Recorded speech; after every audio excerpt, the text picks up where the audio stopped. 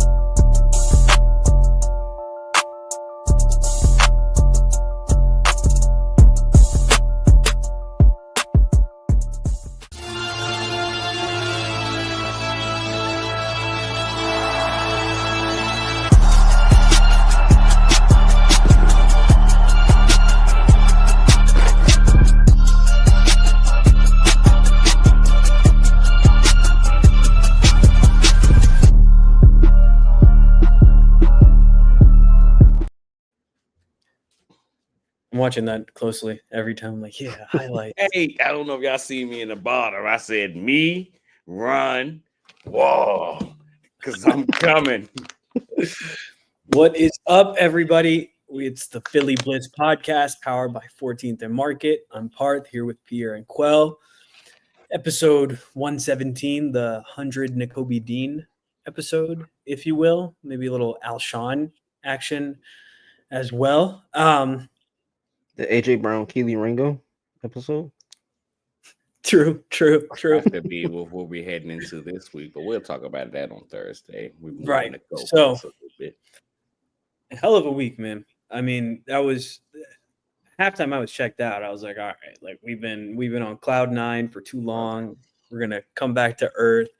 I was pulling my hair out watching the entire team. I mean, they were running it on us. They were doing whatever they wanted. Puka Nacua with some of the most insane catches, dude. The way he might be the best hands catcher in the league, dude. Like the focus on the one where he was like tumbling, just so strong. That's what I was telling you last. 100%. Like, oh no, dude, I'm not. Yeah, all I was saying like was, a little kid, man. No, I'm not. And he's 210. It's not like he's small. He's 210. But my point is AJ's 20 pounds bigger than him, and that's what's nuts about AJ. But no, nothing to take away from Puka. That guy's a baller, man. Like he was. Some of those catches were spectacular. But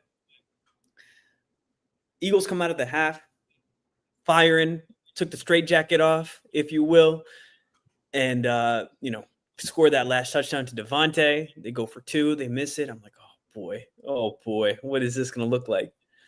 The Rams are driving down the field, trying to get a field goal. They're in field goal range. Who steps up and makes a play other than Big Jordan Davis? Are you kidding me, dude? Parth's favorite player. I hope you're listening today, Mr. James Levy. Dude. Oh yes, this episode is for you. And I want to talk about that for a second because I was talking to my brother about this because we've always we've argued about the Jordan Davis thing forever, but my point has always stayed the same. I've never changed on that. That like we just expect more out of him. And I think it's disingenuous. I've seen a lot of people being like, oh, y'all are finally seeing it with Jordan Davis and all that.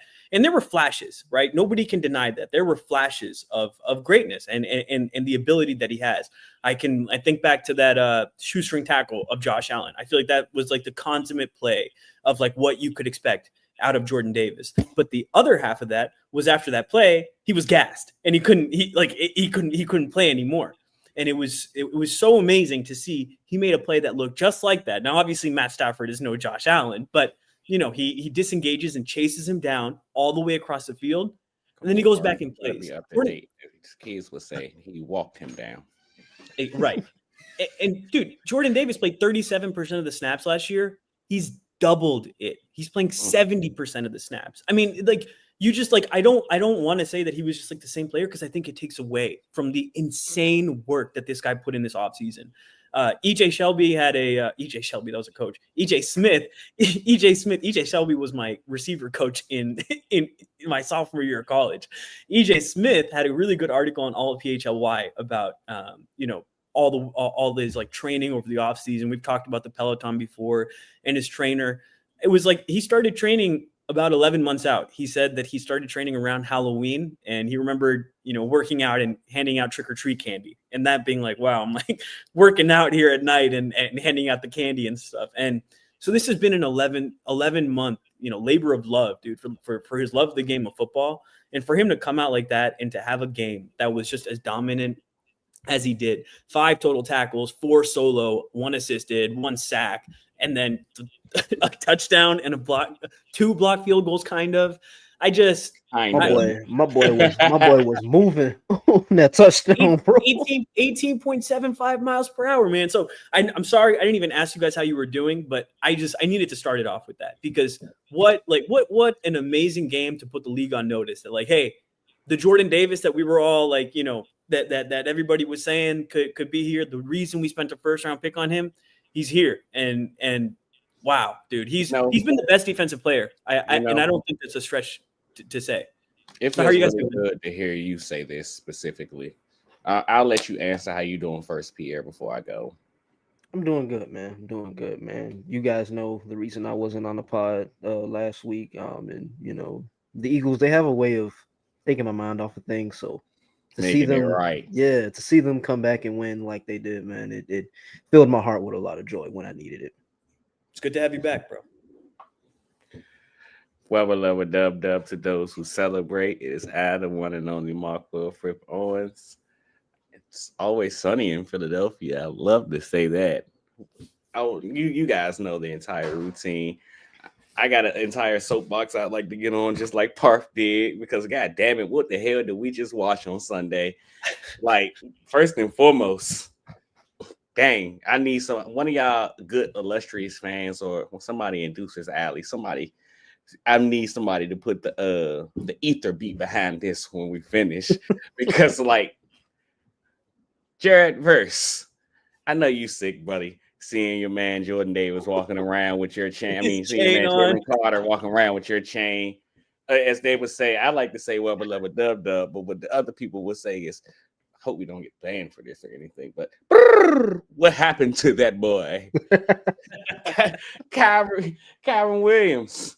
Mr. I hate the Eagles. I hate they teaching us all these lessons. I had the nerve to be. I was supposed to make it how it started, how it finished post with them. Oh, I know all of us was just sitting in front of the TV filming when they scored that touchdown. Team photo. I'm sure you all heard that everything he was saying. You didn't need a hot mic to hear that. It was there. And it's like, what happened to that boy? I just don't understand. Sean McVay, this was supposed to be different. It didn't snow. It's always sunny in Philadelphia. Why would it snow? But you had the biggest lead you could. You know how embarrassing this is. Not only did you guys blow a 19-point lead. Oh, wait, you forgot someone. Mr. Devontae Adams. Before the game. Don't worry. What did he say about Quinyon? What did he say? I'm gonna show him a few things. We was gonna get to him. That's what he said. I didn't that. even see that. Right after, don't forget his little dance. It's the push off. And it's Push off. hilarious because I said it in the group chat. As soon as he did that, I'm like, well, we might as well throw the damn ball to AJ Brown and let him do what he do if that's how the refs gonna let us play today. Hilarious how the game ended. Another one of those how we start, how we finish moments. But Mr. Sean McVay, this was supposed to be different. It didn't snow this time. You had us right where you wanted us. Do you feel embarrassed? I mean, I'd like to think you different than your last pod. I referred to him as your evil twin. You're out in the Bay, Mr.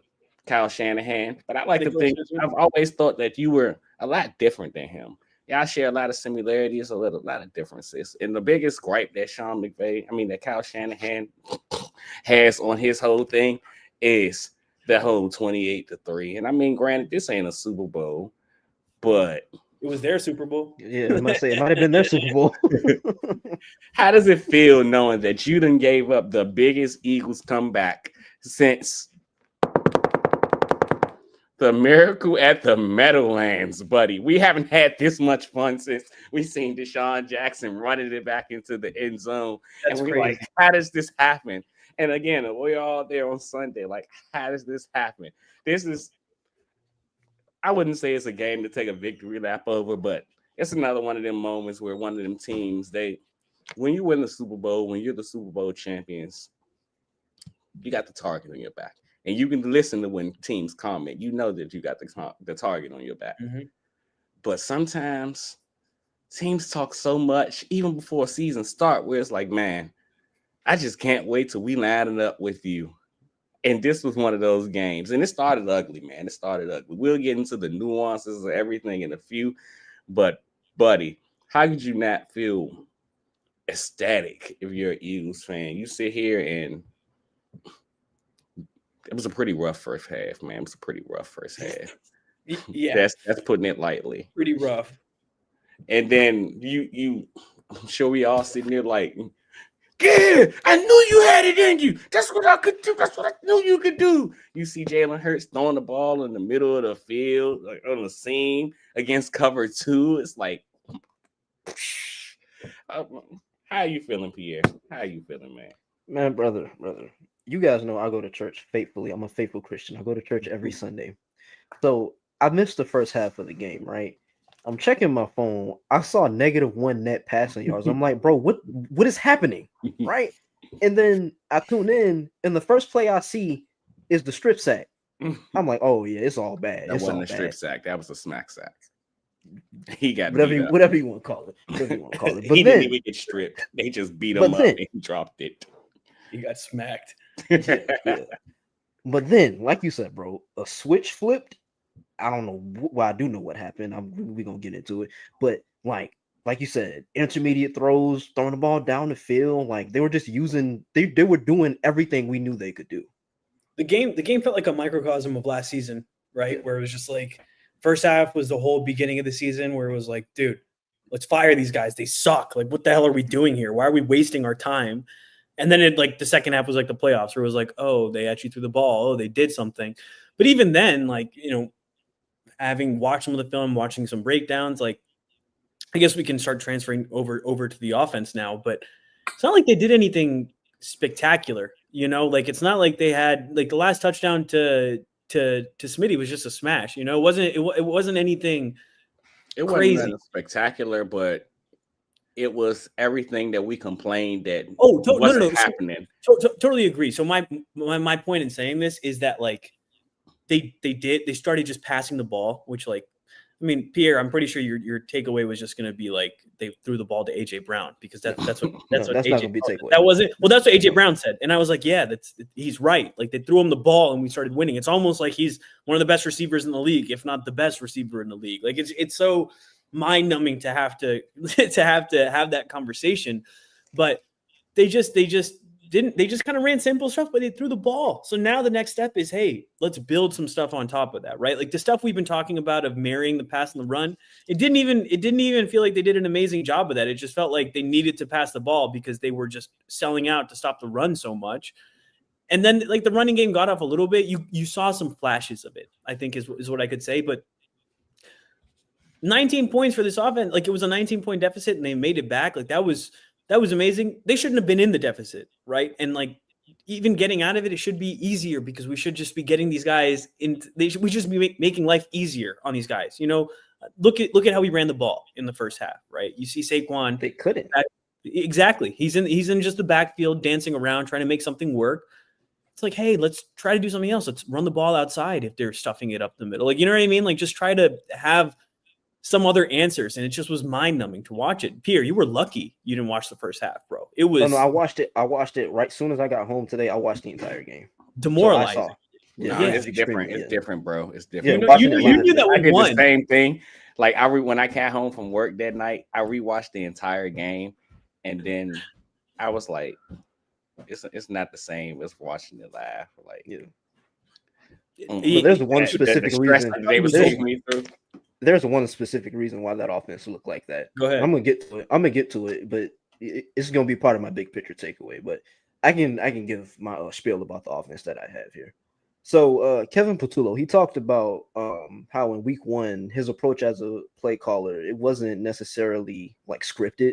They kind of just let the guys just rock out, and I feel like that's kind of been his approach throughout the first 3 games. And if you listen to him today when he talked. I have the quote here. He said, I wouldn't say conservative is the word. I think when those things happen, like we went 3 and out, obviously a few times, you look at, okay, where was the drive starting? What was the breakdown on the play? What happened? How do we stop this? How do we get out of this? So I think when we look back on it, there's obviously things we can always learn from that, but you don't go into it saying like, hey, I got to be really conservative here. That's definitely not something you want to do. I think it's just a matter of just going forward, learning from those moments and how to get ourselves out of those situations. And so, like I said, when you look at their approach through the first 3 games as an offense, except for the second half of Sunday's game, there seemingly hasn't been a rhythm. Like there hasn't been any synergy between the run and the pass, like we just talked about. The sequencing between the plays, it just hasn't been there. And then you fast forward to second half of this Sunday, you see them go no huddle. You see them get in a rhythm. You see them with a targeted approach dictating to the defense that they're facing, throwing the ball down the field, throwing it in the intermediate levels of the field with the passing offense. And like you said, Parth, they didn't really reinvent the wheel much offensively. Like there were no funky formations or crazy route concepts or nothing.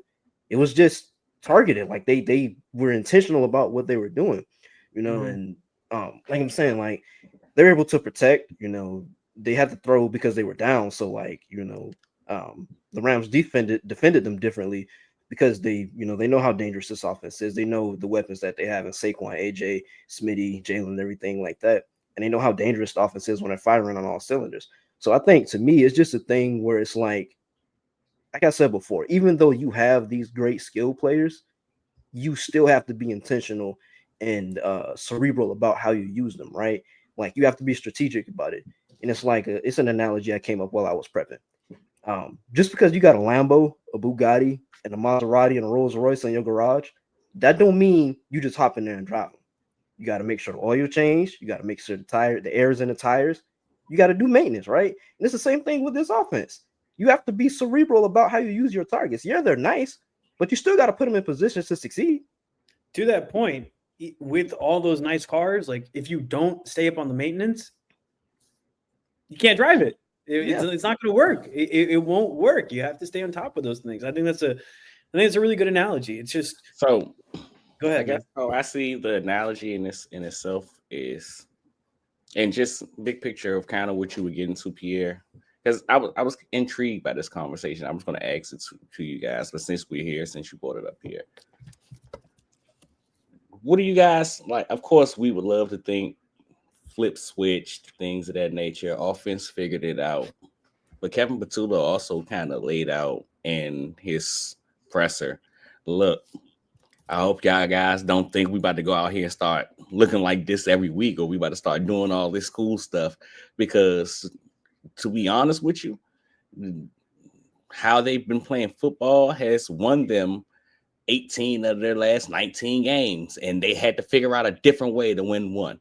And I mean, I'm sure there was a couple of games there they had to figure out how to win in different ways. But for lack of a better term, they were able to play their style of Jalen Hurts protect the football. Like we haven't seen this brand of football since 2023, in my opinion. where we had that stretch of 3 or 4 games where Jalen Hurts just had to bring them back down 10 points, and he had to cut it on. And you've seen the flashes of, like, I like to think that where we are right now is, I don't want to call it the final stages, but maybe the prime era of what Jalen and the offense were looking to reach at that 2023 point, which is hilarious because 2023 is the year that Jalen threw all them interceptions. But when you look at the first half of games, Jalen Hurts was very meticulous with his passes. He didn't take many risks, things of that nature. He just had bad luck, which was sometimes resulting in some interceptions. But then you look at where the team was down, and at least through that 3 or 4 game stretch where he kind of took the straitjacket off, as he would refer to it as, and the offense opened up, for lack of a better term. And now you fast forward to modern time where he's kind of perfected the whole, I can protect the football game, I can not put the ball in harm's way, which is interesting when you said what you said, Pierre, about how they, like you said, they didn't reinvent the wheel. A.J. Brown was running the same routes he'd been running all season long. Jalen Hurts just decided to throw him the ball this time.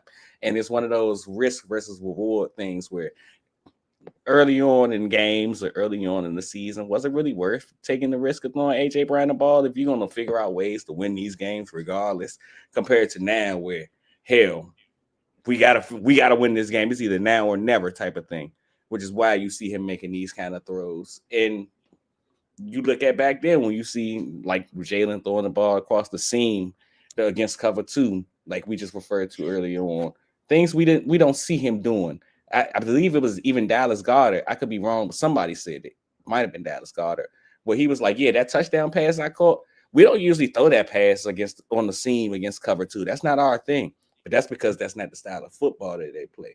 So how is this a eureka moment? They've got it figured out, or this is just another one of those, hey, warning shot, shoot gun in the air. I'm telling y'all I can play football how I need to play football if I need to, but that ain't my ordeal either. Just don't push me. I ain't a killer, but don't push me. I think it goes back to Pierre's analogy. I think it goes to like a sports car, right? You have to take care of it. You have to maintain it. And yeah, they won games like that, but when it came down to it, they had to play another way to actually win the games in the playoffs, right? They couldn't just they couldn't win in the playoffs just playing the super conservative, playing scared. And you can see the reason I bring up the Bugatti comparison again is because I mean, dude, you can, like, they ran the ball. 50-50 split it. Though you can't say through the first 2 games they didn't play that scared football. Through the Rams game and through the Packers game, even in the Rams game, it was snowing, right? It wasn't snowing in the first half, and they still played scared football. Because they could run on them. They ran it on them. Like I don't know. To me, it felt like they were much more aggressive in the Rams game, at least being in the stadium, right? Because they had to keep going back and forth. They had to score. It wasn't one where they were able to just not have the other team score and then kind of get whatever and win it. They had to score. They had to compete with them. And so that's why I would classify it that way. But my point being that, yeah, you can win some games like that, but you also have talented players who are going to be frustrated. It's natural. And that's why you heard it after the game. And that's exactly what I'm about to get into. From AJ and Jalen. Yeah. They both said, like, it feels like we're playing scared. And what that does for the mentality of the team also can't be overstated, understated. I always use the wrong one. But the point is you can't always just be scared when you're play calling, because it's like, hey, our defense is going to hold it down. You also have to go out there and have the intent of, we're going to put up points, and I think we've kind of gotten too comfortable in that style of defense. But hey, this year the defense is good, but it's not as good as last year. You're gonna need to put up points, right? We have spots on the defense. I don't think you can say this is as good as last year, Quell. It's early. All I'm saying is it's early. It can be. Hey, you see the flashes, bro. Oh boy, you're talking about somebody that second half defenses look great. Understood, but last year was a historic, one of the best defenses of all time. But it didn't start that way. Dude, we had every spot was shored up and had depth. This year, that's just not the case. There's going to be a game where there's the cornerback 2 is going to get exposed more. We already saw it a little bit this week. Adoree got hurt. Ja'Cory came in, he played well, but teams are going to be able to take advantage of it. There's going to be young guys who end up making mistakes. It's natural. And I'm not saying that in a bad way. This defense is still freaking good, dude. It's one of the best defenses we'll see of our lifetime. Sure. But like last year's defense was something special. So that's all I'm trying to say with that. But point is I think they're going to be a good defense, but I don't think we can just focus on playing conservative and trying to win through that. I think you have to have the offense play as well, put up points so that they can play complementary football in that way. Last year was like so dominant. I just think this year you need to have a little bit more balance. I think it was just natural that it needed to trend that way. And we saw that in the second half this game where they were like, okay, we do need to score, but we should have that sense of urgency the entire game. And I think that's what Jalen and AJ are complaining about, is that it feels like a lack of urgency. And we've all watched the last couple of games. Tell me if I'm wrong. It feels like first, second, and third down are just about getting 9 yards. And then they just want to tush push and get the fourth down. And I understand that like there is some validity to that. We only want to play like 5 times a game. I know, but we do it pretty. It feels like look, I say this as an Eagles fan and a supporter of the tush push, but it feels like they've become too dependent on it. And this is something that I felt was trending since last year too, where it's like I know you can get it, but you shouldn't be playing you shouldn't always be playing for 1 yard away. You should be playing for past the first down marker. You should be playing to get down the field. I understand that it's an extremely successful play, but there needs to be balance around it. And like, dude, has the Eagles offense been exciting to watch for the last 2 weeks before this last quarters? I'm glad you asked that. I was just literally about to get into that. And again, it kind of bases into the original question that I laid for you guys. Not necessarily, I guess you made me change it up now. Not necessarily do we think the light is switched, because I think we've seen, based on the conversation we just had, the light, it don't really matter if the light is switched in the building. I think they understand how they want to play football, and it's just about if you like the Eagles style of football or not. But I've often referred to the Eagles as a great boxer. I've been saying the same analogy for years now, and it feels like the Eagles. I've listened to multiple different podcasts, multiple different sports talk things, and the one that explained it best, I would say, is Rich Eisen, where he says it feels like the Eagles have become inevitable. It feels like you pull out all your stops and you do what you can. And I mean, there might be a lucky week or two across the year where they get got. But for the most part, you know the end result of the game. And it all comes down to the style of football that they play. And it may not be fun to watch. And that's where the question presents itself. Are you upset because you're not watching a fun brand of football? You don't really care if you're winning. It's just not fun to watch this. Are you upset because you feel like you could offer more? Because while I do agree that, like you guys say, we got damn Devonta Smith and AJ Brown, Dallas Goedert, Saquon Barkley. You don't get this collection of talent everywhere. We could offer more based on the talent we have, but also based on the talent we have, it gives you a way to play a style of football that is damn near perfect, for lack of a better term. I'm begging you to score points on the opposing side of the ball because we feel like our defense is so good and we can control the clock. And if and when we need to make a play, which usually comes on about third down or second down, you see them, they get into about on first down, they run a play. Let's say it's 1st and 7, 1st and 6. They usually take a shot or attempt to take a shot on second down, and it don't work. So the next goal is let's get 5 yards or 4 yards, and we're going to tush push. Seen the shots as much, and that's the issue. And that's what I think the issue is. I think that's a Jalen thing as much as it is. Before this week, what was the stat? They had the least amount of passing plays over 20 yards or something like that, right? But again, I think that's a Jalen thing as much as that is a them thing. And while I think Jalen wants to do more, like you hear him talking about I want to throw the ball far. If they allowed him to be himself, he would. But Jalen's a damn team player. That's exactly what I was going to say. He has to do Jalen's a coach's son. He's going to listen to the coach, right? So he's going to do that, and that's why he gets frustrated, and that's why he has the comments like he does about we shouldn't be playing scared. Quell, Pierre, I'll let you get into it in a second. I had something as Quell was talking. You talked about this group chat that you just joined, right? With all these, Quell was on a scouting podcast and he got added to a group chat with like all these NFL guys all over the league. You're our scouting guy, right? When I look at you, I'm like, holy hell, man, this guy has it all together. He is doing everything. He has his top 100 list that comes out. He does top players for every position, everything. You have your own podcast that you do on it, right? Then you go and join this group chat and you're like, holy smokes, like I'm way behind. These guys are taking it to another level. That's what I think this offense needs, is somebody to be like, no, like you can do more. Because that's my issue with it. It's not that it's necessarily boring. Because, like, yeah, I get it. Look, winning is the most important thing, and I like winning. It makes my week so much better. There's no question about it, right? But that being said, I still think they're capable of more. And that's where it comes down. And I think you can win while doing more. And I think that's why the players are frustrated too, because they feel the same way. And if you feel like, and I think what it also just kind of bleeds into, like, you just feel like your coach doesn't have faith in you. And that's not a position that you want to be in. You want to be in a position where you feel like, Jalen, you can do whatever you need to. Like, it shouldn't be like, oh, we have to. Like, I take issue with the fact that, like, AJ Brown's first target came way late in the game. The again. Half. He got a target in the first half. In the first half. But right.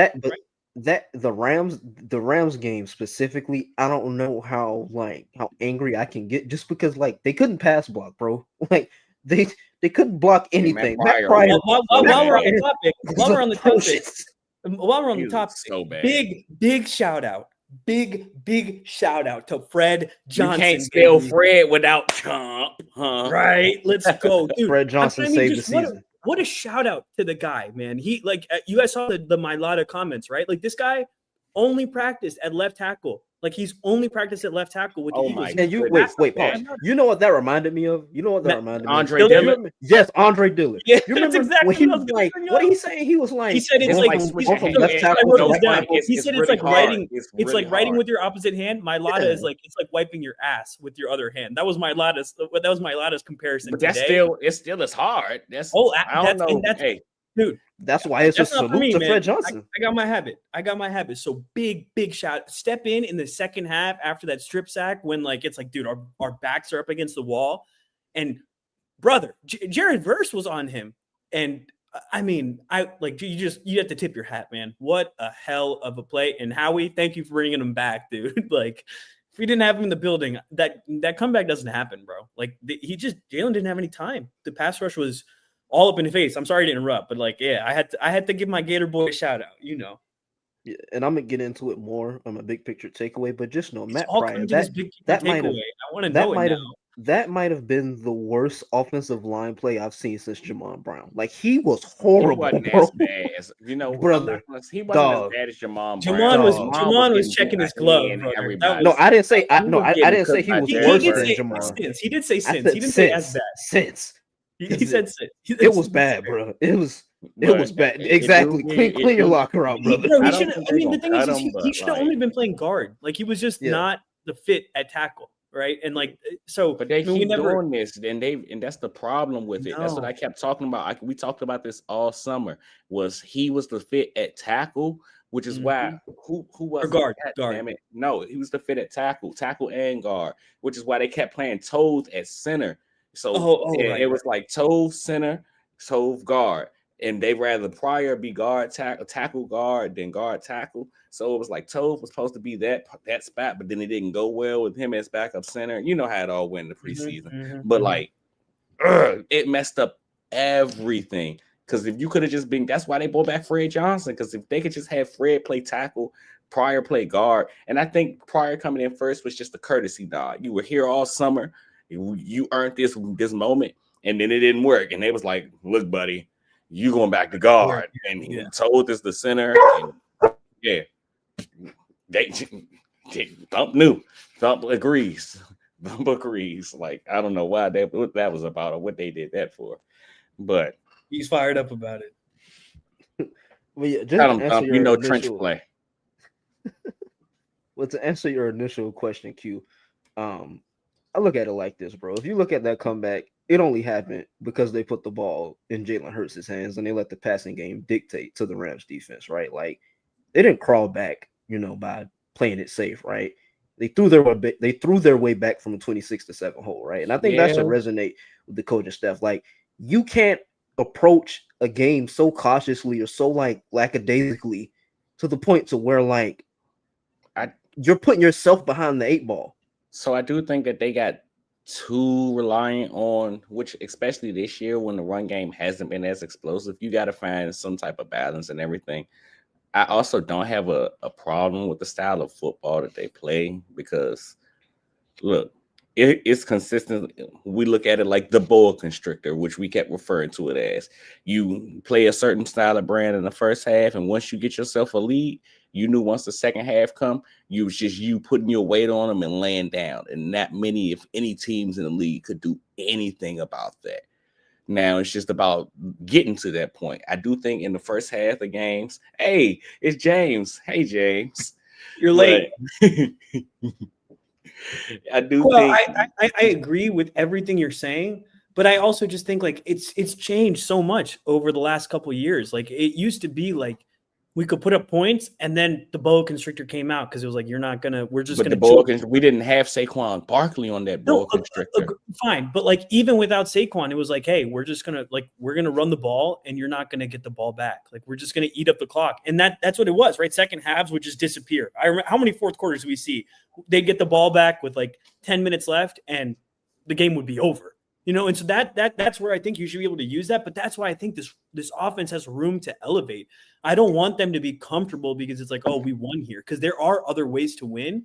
And like you need to be prepared, right? Because like what we've seen, like I just don't like how conservative they've been. Like, dude, the Cowboys defense has just been getting torched by teams who don't have nearly the ball over their head. And you're right. And I think they tried to use the whole ball. I would like to, which I guess this would be my last point before we get to the defense, unless you got something to say here. But I would like them to still utilize this quote unquote boxer boa constrictor method that we talk about. But there was a point in time in last year, and it was a joke among people in fantasy football where it was like, if you have AJ Brown and Devonta Smith, those kind of guys, you need to.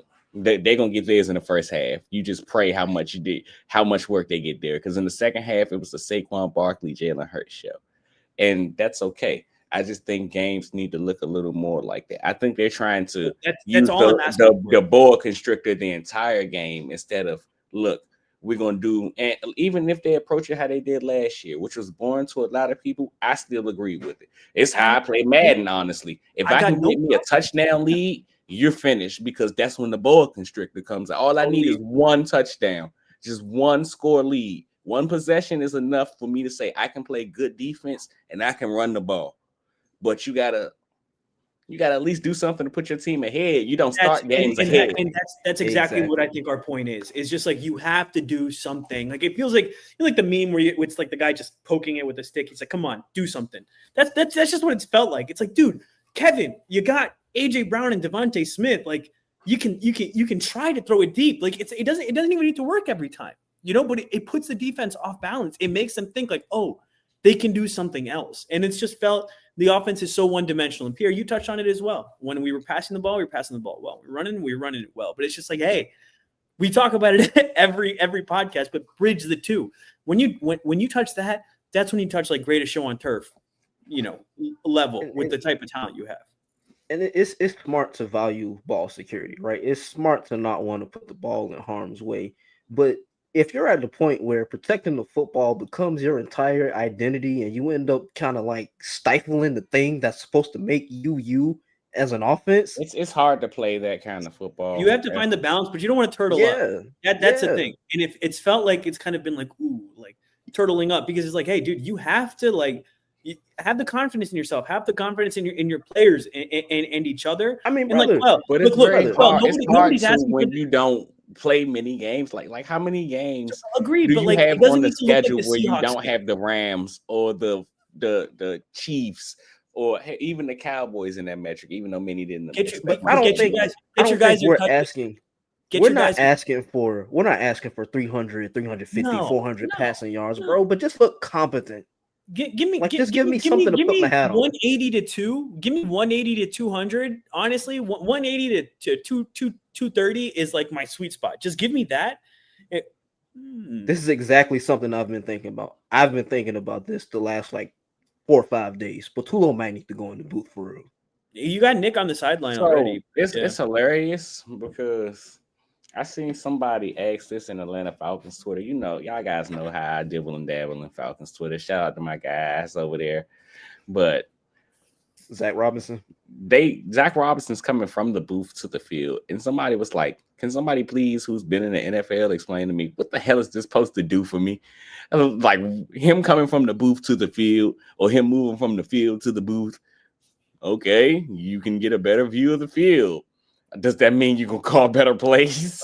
Right. It just comes down to the vantage point, right? Like you have the vantage of like, you know, having the all 22 up there, but there's also something to be said about being on the sideline, being able to talk to players, and you know, again, I will move on to the defense in a second, but the Eagles the Eagles players are frustrated, right? You saw Jalen yelling on the sideline at Patullo, like, dude, like. Brother, And that might have been the most animated I've ever seen Jalen in a long time, bro. And it's not malintent, but it's like what you saw from Brady. No, it wasn't malintent. I think what you're saying is right. I can't say what you're saying is right. I do think what you're saying was right, but based on context of everything, Kevin Singleton, or Kyle, what's his name? Running back Jamal Singleton. He was sitting right next to him. My bad. I don't know where Kevin came from. Oh, Patullo. Yeah, but he was sitting right next to him, so he was talking to both of them when he got there, which kind of makes me think he wasn't cussing Kevin out. No, I think it was one of those. Yeah, you see, like, and then even when Kevin was asked about it in his presser, he was like, "Oh, it wasn't really nothing much about it. Like Jay, it wasn't no altercation." But coaches laugh too. So it's like what you saw from Brady slamming the tablet on the sideline. It's just like he's like, "Yo, like let's get this going." Like it's not like it's just a competitor being a competitor. And we've had these conversations before. We're just having it again because it's Jalen this time. And everyone's like, "Oh, Mr. Stoic," but hey, Mr. Stoic can be frustrated with the performance as well and be like, "We can do better." So I think we can. He was telling Patullo, "This thing don't work for me, brother." Yeah, that's what that was the most hilarious part about the presser. You know me, I've been saying this all summer. Maybe I just think too far in ahead into what people were saying. And Nick got asked about who called plays oddly enough in the second half. And he was like, "What do you mean?" Patullo called plays. People were saying it was Jalen. Just because, but this is why. I mean, they were saying it was Jalen, but even before this, but this is why they were saying it was Jalen because he was saying he was talking about what Patullo called plays, but Jalen has seen a lot in this league and he's smart enough to know. So it's basically sounding like him saying Patullo called the play, Jalen audible the play and found a better play. I can't confirm or deny, but that's what it sounded like he was saying to me, man. Hey, it's like the Seahawks game, but if it worked out, right? That's basically what we were looking at. But I think just the last point on this. I think it goes back to the convos that we had kind of before the season where we were talking about how Jalen is more confident and kind of comfortable speaking up and is more in command of the offense. And I think you saw that. I hope so, though, because everybody says no matter who you talk to, Jalen. I mean, AJ Brown went on podcasts everywhere that you can hear all summer talking about this is the Jalen Hurts offense. So I really don't care who the play caller is or things of that nature. And that's why I really don't trip as much people trip about Jalen Hurts having all these different play callers. I think it's a plus because it's showing you different vantage points from different types of offensive viewpoints. Absolutely. And it's only so many different defenses you can view. That's what Tom Brady and all the greats often say. There was only so many different defenses. Once I seen all of them, you were beat because I knew what I had to do. And it's just about getting Jalen to that point where this is the Jalen Hurts offense, bro. Everybody that can tell you has told you that, and he's gone on the field and it's like, look, if I see something and I can be the fixer to the problems, I'm gonna do it. So I don't know. The offensive vantage point, the offensive conversation is always so funny and so hilarious. And it's gonna be even more hilarious this year because that's why I laugh at people who keep bringing up 2023 because these are Super Bowl champions that we're talking about, brother. Like this is different. This ain't your high school Jalen Hurts, your college. Like brother knows what's going on. He done took a walk around the block or two. And it's not even in 2023. I hate when people bring that up because it's not like the offense like stunk. Like it's not like the offense fell off a cliff. The defense did. That's not gonna happen with this team with Vic The Fangio. offense also wasn't that struggled. good. Yeah. Like, the offense, But yeah. they didn't. It they kind of didn't- it showed you like the conversation we just had a minute ago of the whole we got more talented players than you. So while our struggle may not look like a Cleveland Brown struggle or some of these other Carolina offenses Panthers struggle. who just can't do anything. Hey, they just put up 30 on the Falcons.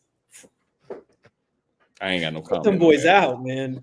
I ain't got no comment on that. What are you guys doing on the Falcons? Why are you taking out Penix with like 10 minutes left? You guys lost the game. They were down 30. He was Kirk Cousins going to bring them back down 30 He looked off bad, an Achilles? man. No. Agreed, but like, what's that doing for his confidence? Where Here. it's like, hey, we're going to take you out. We're going to try to win. Stay healthy and get out of here. You aren't winning this game. We aren't thinking you're going to win this game. We'll see you in practice on Wednesday. Just stay healthy. That's it. Fair. No reason to play. But I just know, like, the competitor in him is like, dude, put me back in, man. Yeah, like, it's frustrating. You know, it's like, especially as a young quarterback, I just didn't like to see that. To me, it's like you let young players work through their warts. You know, you're gonna have. I'm glad y'all brought this up. God damn it, we keep supposed to get to this. How we end up with our 20-minute podcast. I know. We'll switch. I'm glad y'all brought this up because I was talking. You brought up the podcast. I mean, the group chat I was in, Parth, and I really meant to reach out to my Falcons guys and talk to them about the same thing.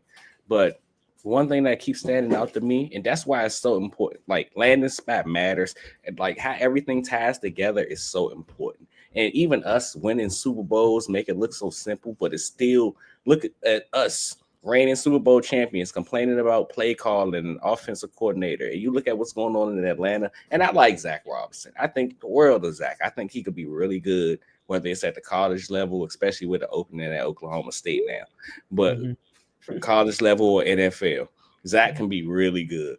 But with that being said, I always said when Michael Penix got drafted, Michael Penix spent all these years in this Kalen DeBoer system, this very different system. Yeah. He ain't never took drop backs from under center. He ain't like, and then you look at people talk about what's the problem with Atlanta, and you look at some of the breakdowns and play calling, and they like, well, every time we go in the pistol, we run, literally every time. And every time we're in the shotgun, we pass every time. It's such a tell-all.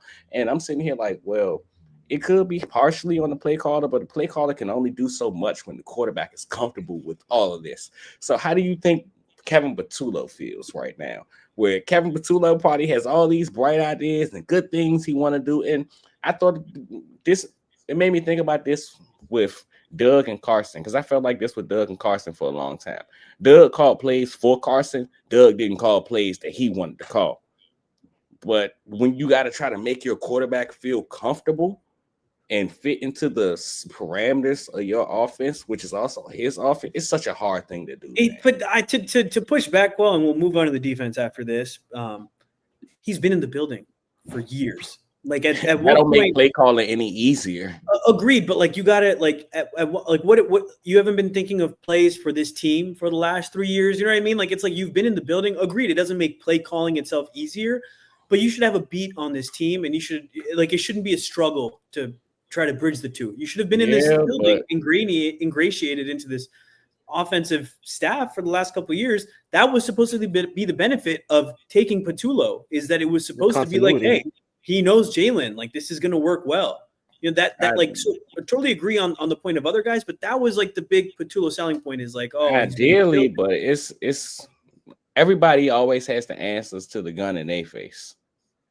Like when you're the one who gotta answer these, or you the one who in the situation literally, when it's not you just giving somebody else advice, it's so much harder to make these decisions. No, totally agree, but like that's the job, right? That's what he got hired for, and and we're just going to why he got hired. And again, we're 3 weeks into the season, nothing has been decided yet, but like we need to see better. And I think it's fair to say, because we saw what this offense is capable of. And it wasn't what we've seen for what? It's been 15 quarters, right? No, sorry, 12 quarters. It's been 2 quarters where we've seen what this offense is truly capable of, right? And so I just think we can put a bow on it there. I just think we want to see a little bit more. Understood it's early in the season, but like, know your players. Call to them. But moving on to the defense, James, thank you for joining us finally.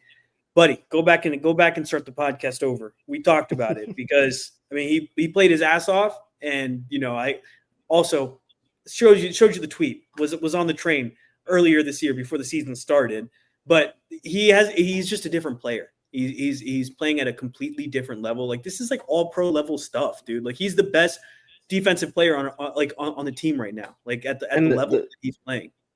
The biggest thing for me, what Jordan is like, this isn't a fluke, right? Like he's flashed in all 3 games as a game pass after rusher, game. right? It's and this is all I wanted. It's just consistency. 70% of the snaps, and to play at this high of a level. Dude, you just can't say enough about the guy. Like he went from doubled his snap count, man. Like that's crazy for a guy who struggled with endurance issues to do that and to be playing at an even higher level than you played at previously.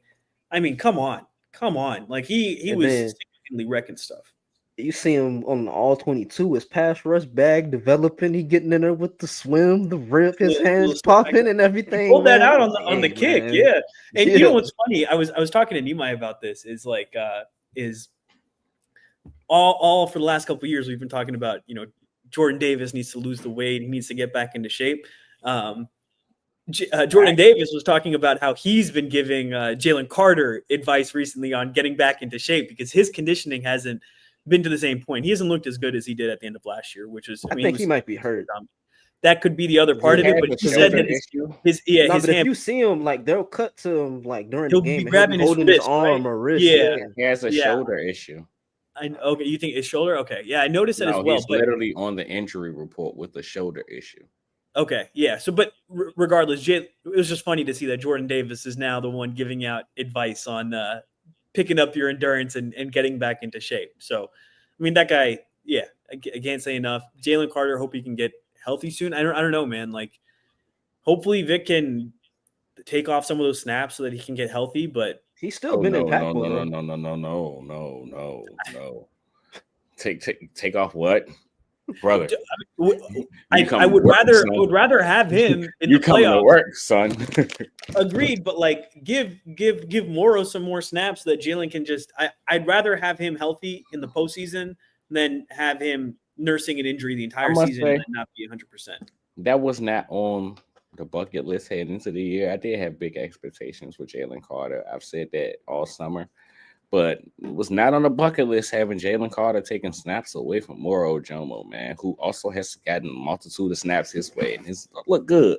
So it's like that is kind of one of them things that goes to show you how good Jordan Davis is.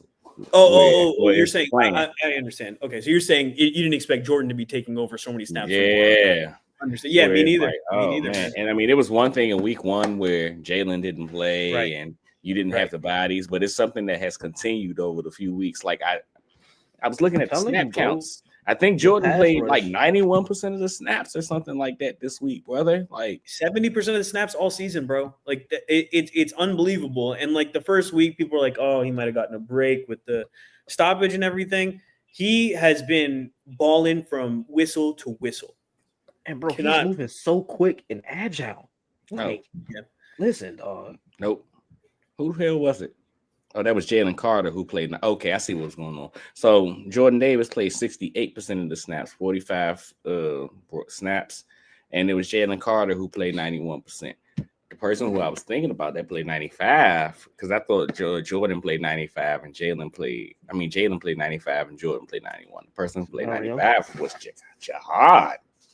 Yeah, Jihad has been on the field constantly, bro, and he's getting used in so many different ways. We saw him lined up on the defensive line as an extra rusher. We saw him all over the place. And I think that's also part of the reason Vic has been so comfortable being aggressive is because he has this guy who's a weapon on the defensive line as well. But it's deeper than that. It's deeper than that. Like, and we talked about it before, bro. Like, him and Bond are so interchangeable. Like, you can blitz Jihad and drop Bond in the cover. Or you can blitz Bond. When you talk about we have seen Jihad blitzing more than Bond. I mean, Bond has been on his fair share of blitzes, but Jihad has been the one when they go 6 defensive linemen. That's my point. One dropping down, and it's been so fun because I'm sure you guys seen me on Twitter the last few weeks doing my daily Vangio check-ins, and over the last 2 weeks, He's blitzed at 40%. Mm-hmm. 40%. So I 39. have it in my notes. Like, and I wanted to pose this question to y'all. It's about the Fangio blitzing thing. So I have 5 I guess possible reasons why he might be blitzing more. And y'all tell me what y'all think, okay? Is it the personnel development, like we just talked about with Jordan Davis, him taking a step forward as a pass rusher and everything like that, and that changing the math? And Could be. what's up? Say could be. That's a good reason. Yeah. Is it number 2, like we just talked about, the versatility at linebacker with Jihad and Zach Bond kind of being interchangeable, and that allowing Vic to be flexible with how he uses them and him disguising stuff and everything like that? Number 3, is it to make up for the, I guess, inconsistency at edge rusher in terms of the pass rush that you're getting from there, besides maybe Josh Uche? 4, is it like the offensive evolution in terms of how they're attacking the Fangio defenses with the quick passing game? Or is it just 5, like we talked about before the season, just the next step in the evolution of the Fangio system? I think it's like oh, go ahead, Parth. I was gonna say I think it's like a combination of a lot of things, but I think to me personally, if I seeing the jump from Jordan Davis and you hope Jalen Carter gets back to the level he's playing at, I wouldn't need to blitz more. I would just be depending on those guys, and I'd be just rocking with the rush. I think it's partially the edge rushers. I think it's partially your lack of trust in one part of the secondary. I think that's still something that's on his mind. And then I think it's also just how talented the linebackers are. You want to use your players to the best of their abilities, and both of them are damn good at it. And Jihad is especially good at it. They're both I agree with you that they're both very similar players in their archetype and everything. But Jihad obviously just loves to blitz, and he's got a gift for it. And that's not to take away from Bond, but the interception Bond made, the ground that he covered to make that interception. Honestly, you'd rather have Jihad. So good, man. So damn good, bro. Realistically, I don't know if you watch the condensed version or you watch the highlights, or if you went back and watched the full game. Yeah. Brother, Zach Bond was the reason that defense played as good as they did for the first 3 drafts. He was everywhere. He's special, man. How the hell was he top 5 edge, bro? He's playing edge somewhere, man. That's crazy, dog. He's top. He's top 5 greatest Howie Roseman free agent signings of all time, for sure.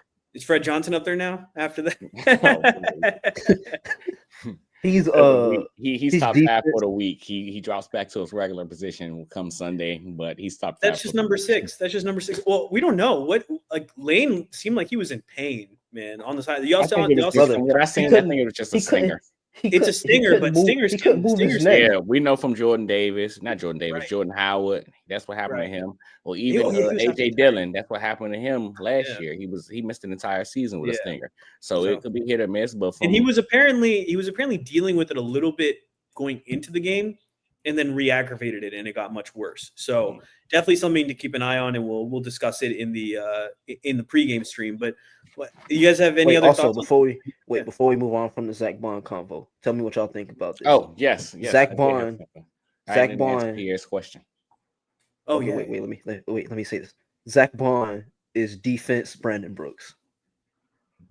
No. What do you I mean? get what he's saying, but no.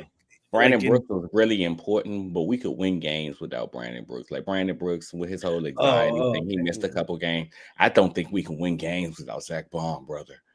He is the heart. No. You're not believing in the little Smell London action, brother? No. I don't believe in anybody on that team, to be honest with you. And I mean, this says more about Zach than it does about Smile. But Smile. Nah. I don't believe on almost anybody on that defense, and that includes Jalen Carter. Dude, I don't want anybody else in the league. God damn it!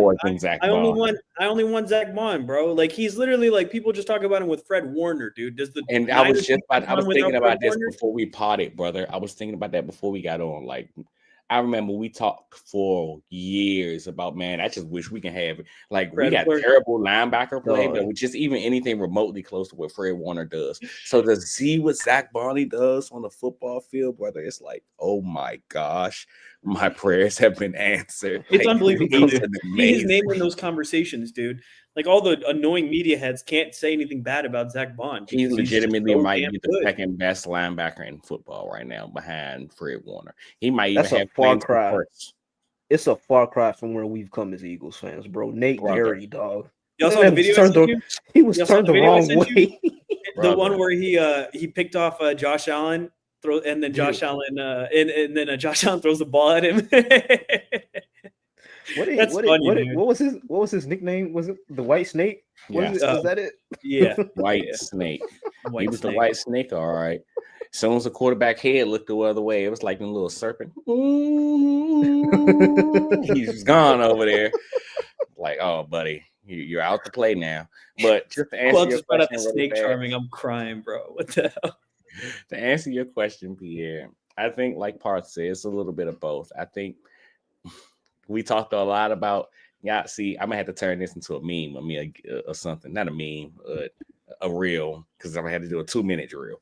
But y'all talk a lot about. We talk a lot about the whole bastardized version of this defense for years and things of that nature. And one thing that we often mention a lot, whether it was in Philadelphia or even with Brandon Staley with the Chargers, is the man in the middle and how they allowed them to play that gap and a half type of football. Jordan Davis allows them to play that gap and a half type of football. So it allows you. It's buying you extra space, for lack of a better term. So when you drop down that 6 pass rusher, it's I don't want to say it's kind of like you sending 7, but for lack of a better term, it's like you sending 7. And you can only do this when you got a guy like Zach Bond in the middle to make it work. And yeah, sure, we think that Bond and Jihad are interchangeable, for lack of a better term, but I don't think that they would do this. Like if Bond got hurt and it was just Jihad, I don't think they would have the same comfortability doing It's this. the same thing as the quarterback conversation we just had, right? Like now Bond has seen so many of what offenses have to throw at him, right? And Jihad has been in the league for 3 games. So you're not going to have the same level of comfortability. Now, if we're talking about 2 years from now, maybe it's a completely different story. But at this point in time, just, I agree with you, Quell. Any other big defensive takeaways? Or I'm sorry, did I cut off your answer? Did you have anything? No, you good. That was good. Any other big takeaways? I mean, Jacorian Bennett also hurt himself. His shoulder is hurt, but shout out to him. Got hurt on the field goal block. That's what I was about to say. He laid out the long snapper. I know it was the holder. He laid him out so that Jordan could pick up the ball. So it's reminiscent of Patrick Robinson in the NFC Championship game. Oh my god, bro. That was so funny. That was Ronald Darby who sacrificed himself. It was Ronald Darby, yeah, because Patrick Robinson had pick. Oh yeah. He just got fucking looking for a block. He got slammed, bro. Oh my god! I just remember his body just like goes completely straight. It kind of gave me PTSD, like when Cooper DeJean had a Super Bowl turn in the Super Bowl, his pick 6 in the Super Bowl, and they said the same thing, looking for a block. I was like, please don't let nobody die on this play, please. All I could think about was Ronald Darby getting sent to oblivion, man. Oh man. But we get our big picture takeaways from the game. Yeah. Wait, one last thing. Also, just want to sneak this in here.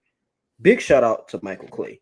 I honestly think he might be the most underrated, under-talked. Really? This week? Hell no. He got saved. 5 muff punts, bro, or 5 muff kicks. This is not the week to be complimenting him. You don't think so? The 2 block field goals? You don't think so? I do not give a damn. That was set the house on fire. For context, we can make this quick, but to give you guys some context, the Rams scored on 6 straight drives. The Eagles went 3 and out on 6 straight drives. All of those 3 and outs, 3 plays or less. During those 6 straight drives that the Rams got the ball, I believe they got the ball on the Rams 40 or beyond that on 4 of the 6 drives, maybe 5 of the 6. So they were starting their field position up there while the Eagles were starting all the way back there. Like the Eagles, they were starting their drives on like Eagles 10. Eagles 19, Eagles 7. Yeah, like come on, bro. Nah. To be fair, Pierre, they did talk about how like Jordan talked about how he knew like the trajectory of the kick and stuff. But Quell's point about field positioning and 5 muff kicks in one game, that's crazy, man. And I get it; it's hard to simulate how the kicker kicks and stuff, but Howie Roseman, man. I thought we brought in Tank Bigsby to be our kick returner. What I thought about it was me, Dion back there. Mechie? What about Mechie? No, Better. Both of them. No. I know it's just funny because Howie. How many times did he bring up that Tank could be a kick returner in his in his press conference about that? For him to just go out there and do that, it was ugly, bro. Absolutely, but agreed in terms of like he ain't about to have a job now, bro. Like I mean, maybe it's because of the way the kicker was. What's his name? Xavier. Yeah, I don't think it'll be like that every week, but yeah, it was a bad look for him, and now that team then picked up Xavier Gibson. So interesting. Maybe only 1 week of Tank the kick second. That's the second punt/kickoff returner with the last name Gibson in Eagles history. Some Eagles lore, huh? Who am I missing? Gibson. Shelton Gibson? Shelton Gibson. West Virginia, right? Yes, sir. Let's go, dude. Let's go. Never forget the kickoff return he had against the Vikings. He wore 18? Did he wear 18? I think so, yeah. And y'all call me sickos. Hey, brother, it's a receiver. You think I'm not going to remember that? Yeah, West Virginia. Let's see what number. It doesn't say. Anyways, big picture takeaways. What do you guys got? Pierre, why don't you start? Because you've been hinting at yours the whole time, and now I'm curious. I want to know. Lane Johnson is still the most important player on the Eagles offense. Is it? Lane went out. They could not do anything, brother. Matt Pryor came in. Somebody named Johnson blocking. That's it. That might be. Maybe it. Maybe that's what it is. Give me the names of all the offensive tackles in this draft with the last name Johnson. They started only drafting tackles with the last name Johnson. They're like, guys, there's a consensus. Like we have like a high pick, like consensus, like number 1 overall tackle. You can grab him. Is his name Johnson though? No, it's not. I don't want him. I don't want any part of it. Yeah, on his first play, he allowed a pressure that just killed the entire play. Now they're 2nd and 10. And then LAT's off with a fire zone blitz on the right side, exactly where Pryor is. They don't communicate it. Matt Pryor's late getting over. Jalen's running for his life. Hey, man, you got to blame Saquon. And now it's 3rd and 18. That was partially Saquon. Saquon did miss a couple but of Saquon now the second one, the block the second one, he was going to help Pryor. Yeah. And then the Rams scored. And then they got the ball. The Rams scored. They got the ball back. It was much as the same. They're behind the sticks. It's 3rd and long. The Rams, they sent another pressure. This is the one that I saw that was on Saquon. It was on Matt Pryor's side. Saquon. He's trying to help him, and he sacked again. And then, that was pretty much the story for the first half of the game, right? And so, a lot of their issues is just caused by them not staying ahead of the chains, not being on schedule, bad field position, as y'all just talked about, and just not being able to protect or run block. And Matt Pryor, he was awful, god awful. I'm standing by it. This is the worst offensive lineman performance I've seen since Jamal Brown. Since, but not at the level. Agreed. Yeah. I think you have a good point, man. I think Quell does as well because Fred came in and he was lights out. So I think maybe it depends on your backup. But when I saw Lane was out, I was like, oh, we're cooked. The game's over. And we all know the record without Lane. We won a game without Lane. That's what I was most hyped about, man. My neighbor came over because I moved down here. Came over with some beers. We were watching the game. I see Lane go down, and I'm like, "Oh, bro, it's over." Oh, you seen him get hurt? Yeah. I saw he was out. No, he got hurt. I saw he was out. I thought he was out because I don't think they brought out anything. He just kind of walked out. Yeah, and so like, oh, it's over, bro. Lane Johnson's out. We don't win without Lane Johnson. So, yeah, hell of a game, but I see what you're saying. But shout out Fred. What about you, Quell? What you got, bro? I'm kind of stealing mine a little bit, but I add my little flair to it. But if you guys want to know the real reason I'm picking this, go listen to the Rich Eisen show. But run Rich. As Rich would put it when he explained it, my biggest takeaway is the Eagles are inevitable. It really doesn't matter, man. You have to play and it feels good as an Eagles fan to feel like this, man. I said this on Twitter yesterday, when they was like, how did you feel basically when we was getting our heads smacked? And I'm not even gonna lie to you guys, I had to compose myself a little bit because I felt myself like I don't remember what Sharon asked me. Sharon made a joke about something. Oh, I said, man, this play calling stinks. And you guys know how I've been rooting for Patullo. I've been saying the play calling ain't that bad. We got to execute a little better. I mean, it's early. Man, that once I seen it, we tried it out on the drive, brother. And we ran the ball. Oh, no, we threw the ball. And I think we got a holding call on first down. Incomplete pass anyway, but it's like 2nd and 16. We already like half distance from the goal. This man ran the ball on 2nd and 16. And then I'm like, okay. I mean, I probably would have threw the ball there. That was stupid because now it's 3rd down. You got to throw the ball here. It's like it's a throwing down. Teams know you about to throw the ball. He ran the ball again. And I said, oh my God, I think I might lose it. And I haven't felt this way as an Eagles fan in about 5 years, man. There are a couple teams. That's how we know if y'all bandwagoners real life. Because like there have been a couple of Eagles teams and a couple of Eagles moments that it just make you want to crash out, brother. Like, I cannot believe I'm going through this in real time. And that was one of them moments.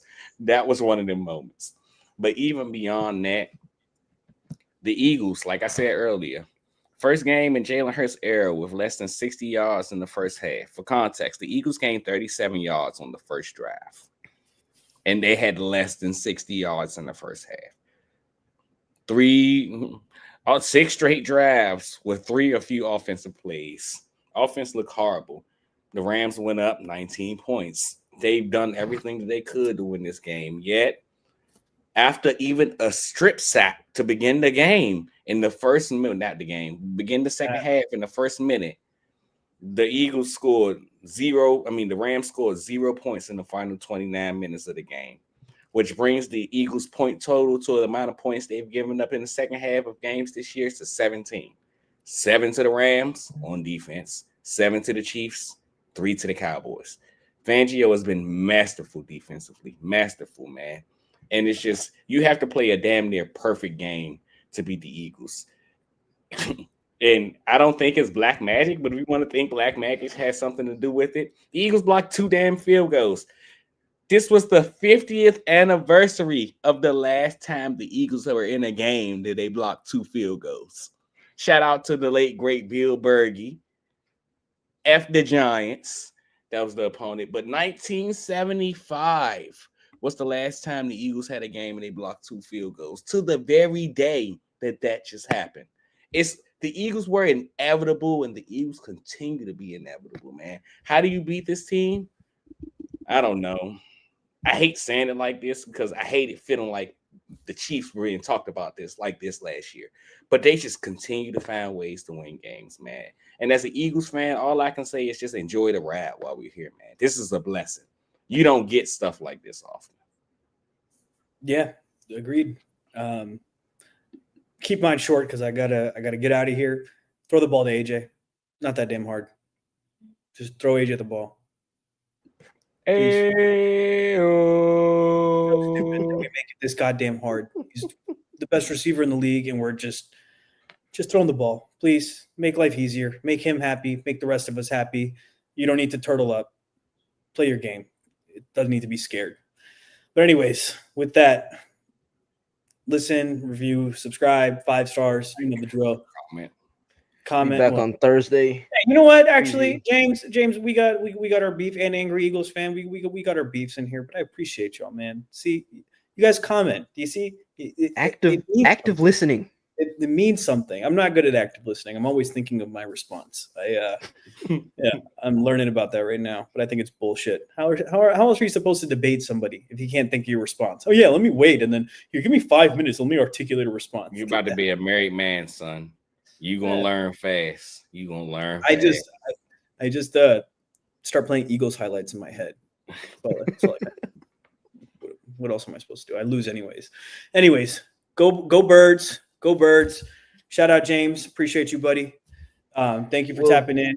We'll be back on Thursday at 8:30 to preview the Eagles and Buccaneers matchup. Like Parth said, rate us 5 stars. Tap into the stream on Thursday. Appreciate all 87 of you who tapped in. Oh, and shout out to my brother for commenting too. I didn't give him a shout out. 3 people commented. Shout out Nimai. Go Birds. Go Birds. Nimai in Wisconsin. Go Birds. Nasty work, man. What are you doing out there?